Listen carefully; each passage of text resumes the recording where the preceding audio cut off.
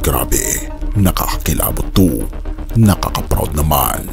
Kasi ang ating Pangulong Bongbong Marcos magiging leader na ng ASEAN sa 2026.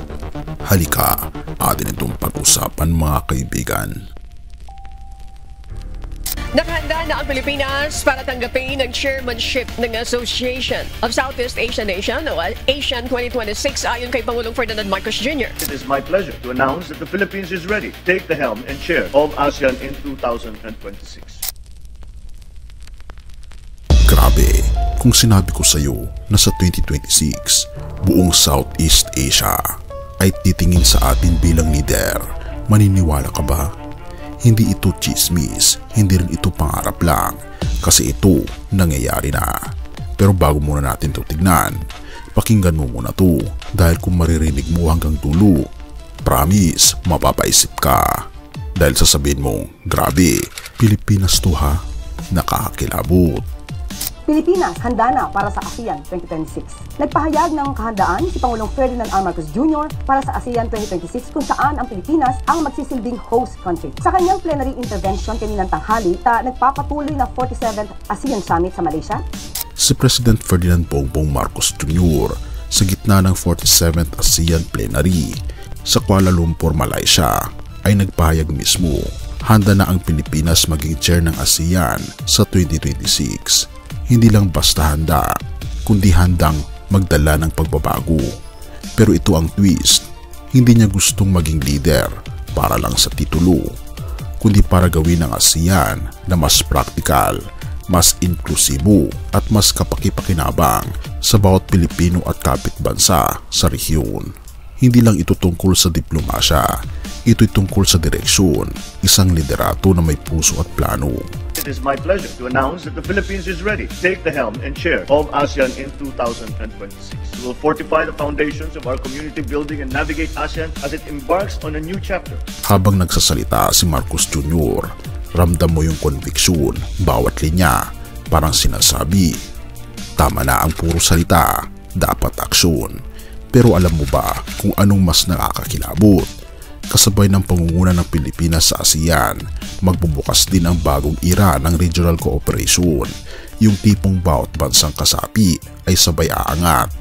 Pero hindi doon nagtatapos, pinuri rin niya ang Malaysia sa mainit na pagtanggap at opisyal niyang tinanggap ang Timor-Leste bilang pinakabagong miyembro ng ASEAN. Isipin mo yun, mula sa pagiging tagasunod, ngayon tayo na ang nagbibigay daan sa bagong kasapi. Nagpaabot ng pasasalamat si Pangulong Marcos Jr. sa Malaysia para sa kanilang mainit na pagtanggap sa bansa at isang mainit na pagbati rin sa Timor-Leste bilang bagong kasapi ng ASEAN. Hindi lang diplomacy ang dala ni Marcos Jr., pinakita rin niya ang respeto ng Pilipinas sa mga kapitbansa, tulad ng pagbibigay condolence sa Thailand sa pagpanaw ni Queen Siriki.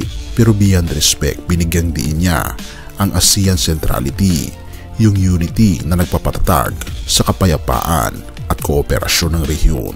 Nagpaabot din ang Pangulo ng pakikiramay sa Thailand kasunod ng pagpanaw ni dating Queen Sirikit. Binigyan diin ni Pangulong Marcos Jr. ang kahalagahan ng ASEAN centrality sa pagtataguyod ng katatagan at pagtutulungan sa rehiyon. Mahalaga rin para kay Pangulong Marcos Jr. ang kahalagahan ng mutual benefits and dialogue, lalo na sa Indo-Pacific. At habang yung iba puro kompetisyon, ang Pilipinas naman, cooperation ang dala. Therefore, hindi lang ito usaping ekonomiya, ito'y pagkakaisa para sa kinabukasan. Pero teka lang, dahil may isang bombang pahayag si Marcos Jr. Sabi niya, tuloy-tuloy ang suporta ng Pilipinas sa open markets, infrastructure development at sustainable growth. Kasama pa dyan ang second protocol to amend the ASEAN Trade in Goods Agreement at ang ASEAN-China Free Trade Area 3.0 upgrade. Sa usaping ASEAN Trade Agreements, kagaya ng ATIGA Protocol at ASEAN-China FTA 3.0, binigyan diin ni Pangulong Marcos Jr. ang suporta sa open markets, infrastructure development at regional economic growth. Patuloy din ang pagkilala ni Pangulong Marcos Jr. sa inclusive at sustainable development sa pamamagitan ng social protection, disaster resilience at environmental cooperation. Ang ibig sabihin, mas malawak na merkado, mas maraming oportunidad, at mas matatag na ekonomiya para sa bawat Pilipino. Pero higit sa lahat, ang mensahe niya malinaw, hindi lang ASEAN ang aangat, Pilipinas din. Balikan natin yung tanong kanina, maniniwala ka bang sa 2026 ang Southeast Asia ay titingin sa atin bilang leader? Ngayon, siguro, hindi mo na kailangang maniwala lang. Kasi mismong mga kilos at pahayag ni President Marcos ay nagpapatunay, handa na ang Pilipinas, handa na tayong mamuno, at sa bawat bansang titingin sa atin, maririnig nila sa hangin ang parehong sigaw. Grabe, nakakakilabot to. Nakaka-proud maging Pilipino. Pero habang nakikita natin ang pag-angat ng ating bansa, may mas dakilang leader na hindi lang gumagabay sa mga bansa, kundi sa bawat puso. Yan ang ating Panginoon Jesucristo. Sabi nga sa pangalawang Korinto 12 verse 9, "But he said to me, my grace is sufficient for you, for my power is made perfect in weakness. Therefore, I will boast all the more gladly about my weaknesses, so that Christ's power may rest on me."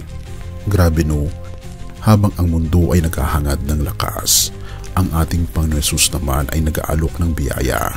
Habang ang mga lider ay nagtataguyod ng kapayapaan sa mga bansa, ang ating Panginoon Jesus ay nag-aalok ng kapayapaan sa kaluluwa. Mga kaibigan, kapatid, baka panahon na para hindi lang tayo tumingin sa mga tagumpay ng ating bansa, kundi lumapit sa tunay na pinuno ng lahat ng bansa, ang hari ng mga hari na walang iba kundi ang ating Panginoon Jesus. Surrender your heart to Him. He's not just a leader. He's the Savior who leads with love, grace, mercy, and justice. Purihin ang ating Panginoon Diyos at tayo manalangin.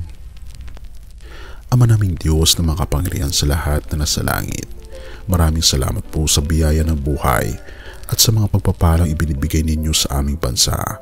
Salamat po sa mga lider na ginagamit ninyo para sa ikabubuti ng bayan. Ngunit higit sa lahat, salamat po sa inyong anak na walang iba kundi ang aming Panginoon Jesucristo, na siyang aming gabay, aming tagapagligtas at aming tunay na Panginoon. Patawarin niyo po kami sa aming mga kasalanan. Linisin niyo po ang aming mga puso at tulungan po ninyo kaming lumapit sa inyo, magtiwala sa inyo at sumuko sa inyong kalooban. Naway ang aming bansa ay maging ilaw, hindi lang sa ASEAN kundi sa buong mundo. Pinupuri po namin kayo at pinapasalamatan, o aming Panginoon Diyos, sa inyo pong kabutihan sa amin, at patuloy niyo po kaming gabayan at patnubayan at patawarin po kami sa lahat ng aming mga pagkukulang at pagkakasala, sapagkat ito po ang aming samot hiling sa matamis na pangalan ng aming Panginoon Jesus. Amen. Bago natin ipagpatuloy, kaibigan, siya nga pala ang Great Controversy, na isa sa mga pinaka-kontrobersyal na libro dahil tumutukoy ito sa mga propesiya sa libro ng Daniel at Revelation na nagaganap na sa panahon natin ngayon, bago ang pagdating ng ating Panginoong Diyos ay pinamimigay na namin ng libre sa pamamagitan ng PDF. At ito ay nasa limited lamang na panahon, kaya i-click mo sa description sa baba upang ma-avail mo, kaibigan, ang napaka-importanteng libro ito na magbubukas sa iyo sa mas maliwanag mong hinaharap. Purihin ang ating Panginoong Diyos at tayo magpatuloy.